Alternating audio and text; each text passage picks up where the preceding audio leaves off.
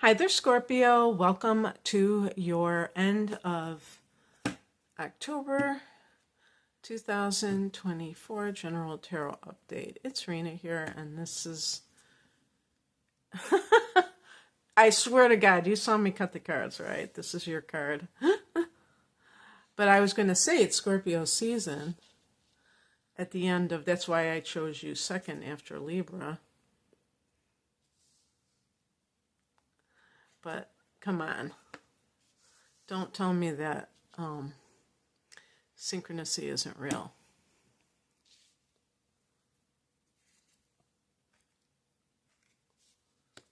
The only thing about this deck is I have to always really look at it because it's not, you can't really see sometimes especially those minor arcana cards.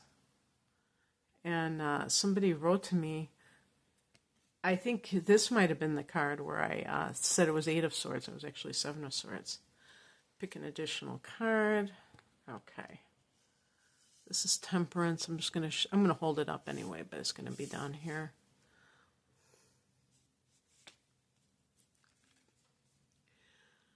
All right. The heart of the matter is the Death card. This is Scorpio's card, and it's a card of transformation. This deck, I mean, the depiction of death is like too much for me. This is like a plucked chicken. I don't know. But anyway, one thing you can say about this, it's like a stripped down kind of a vibe. Like, there's nothing else you can do. You can't hide anymore. And that's kind of like what it feels like when somebody is undergoing a transformation, where what they usually had this facade and this, it's like there's nothing, it's like they're naked and they have to just accept the fact that they've been exposed. And, Scorpio, I don't think of Scorpio as a fake type of a sign, so it's not like having this fake image or anything, but I do think of you as very private. And there might be something that makes you feel that you're kind of exposed. So an example, I mean, there is going to be, like in November, there's going to be a full moon in Taurus, and that's going to be in your 7th house of committed partnership. So these types of readings, I don't put much stock in, when things are going to transpire, if they do at all. But I mean, the timing factor of it, because I feel like it's more vague, or, it might be more open-ended.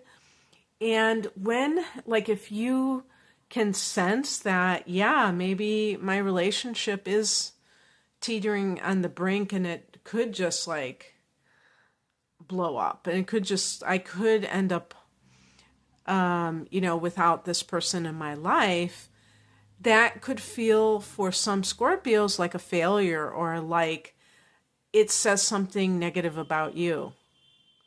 And that's what I mean by the plucked chicken. It's like, it's kind of like, and even within yourself, like the death of an illusion, that kind of thing too.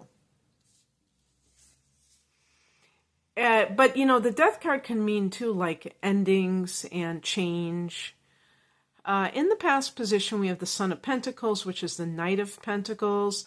And this can be like a card. This is a card that's associated with Taurus. So again, this may be a timing card that these feelings and events will transpire around the mid-November, actually, instead of mid-October or late October, around the time of that full moon. But also, this is a workhorse energy.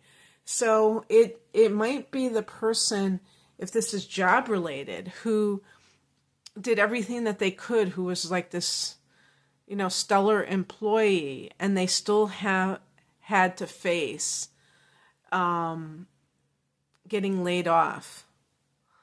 And what does that mean? Is that the death of an image, but actually an identity, the death of an identity?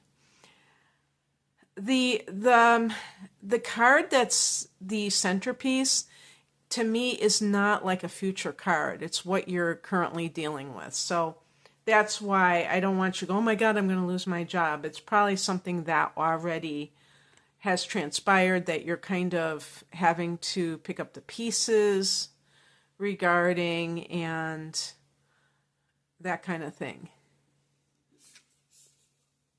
The higher message is the Ten of Wands. This is the card of, one of my books calls it the burdens of success. But also this is a card of burnout. So it can be like, having a lot on your plate and that could be detrimental to you. But also, this is a card of going upstream, of maybe having a lot going on and a lot of responsibility. And how does that impact you?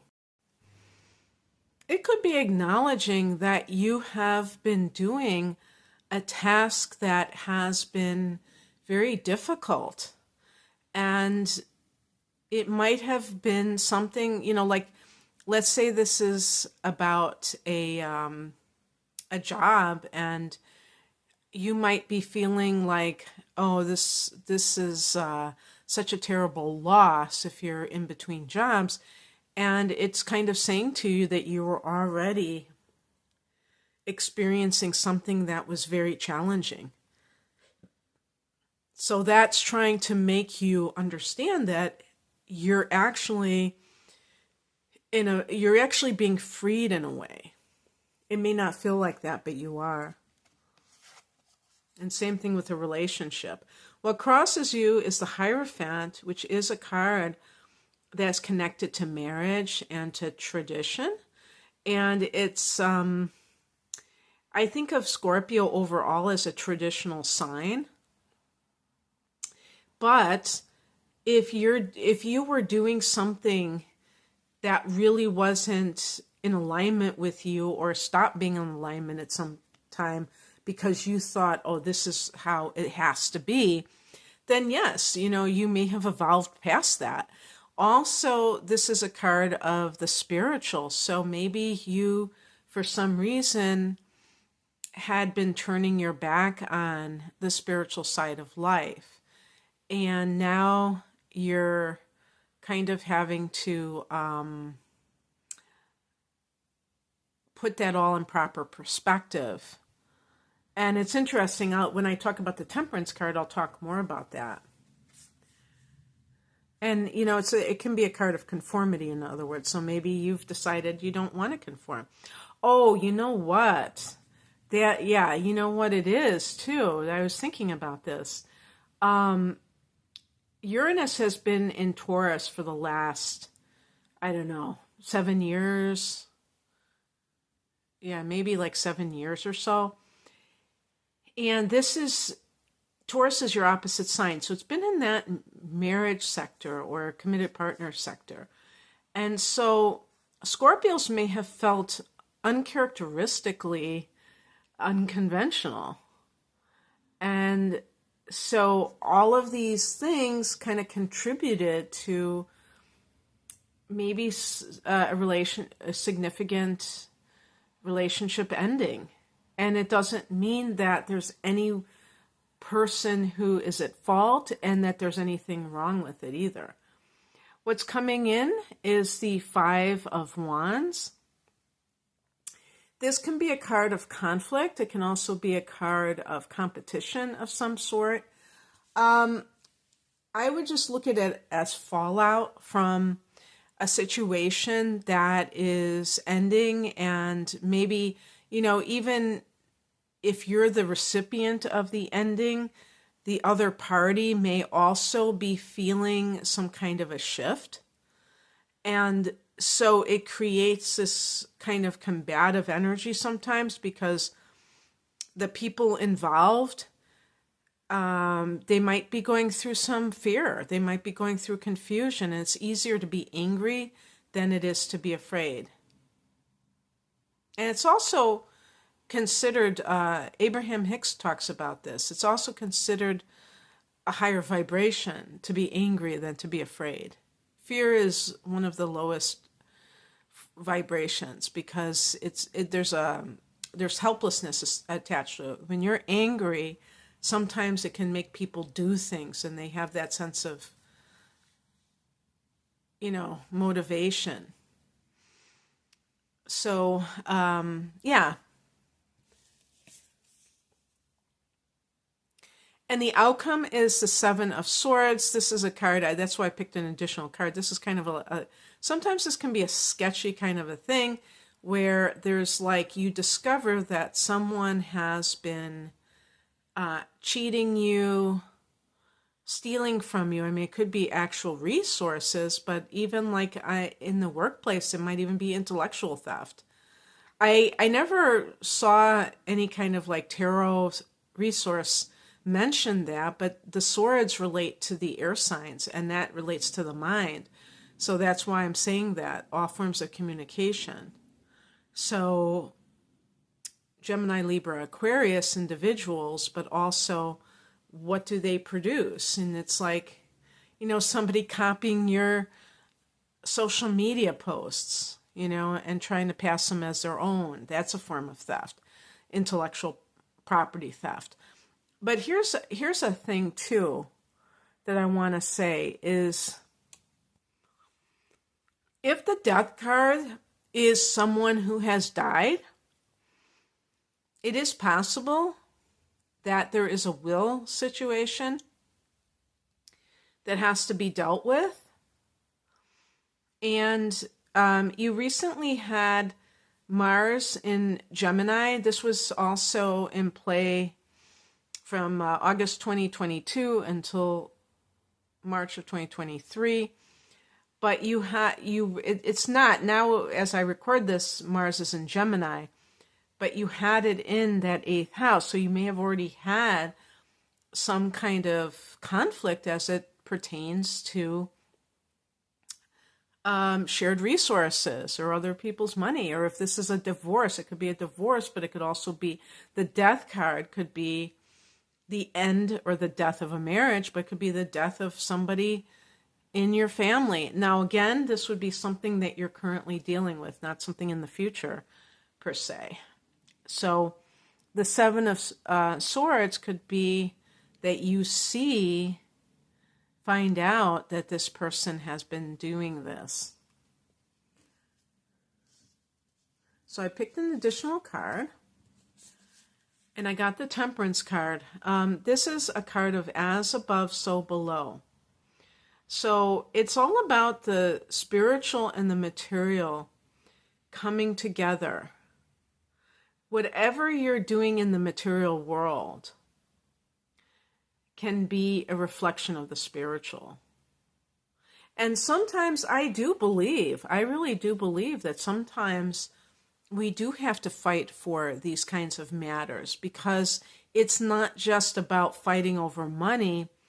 It has a higher purpose. It's like to let other people know that they can't take advantage of others if they have been doing so.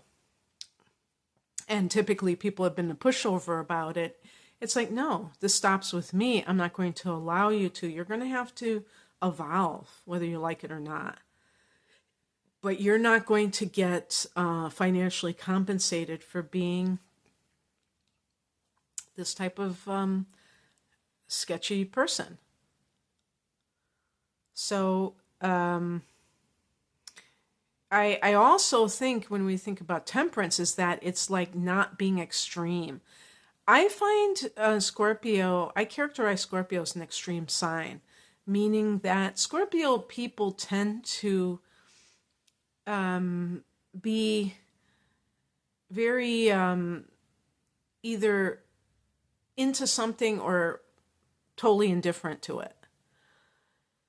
And that leads to obsessions, but also, kind of not tuning into things that might really matter to them if they gave it more energy. But some of it is because you have to really feel things in order to get into them.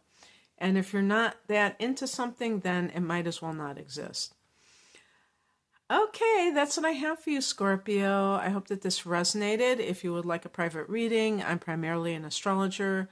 I have special packages with astrological interpretation, as well as transits through 2025. That's called my deep dive reading, and I have other package deals. So they are discounted in price when you buy them together. And I have standalone readings as well. You can find out more information at the link below.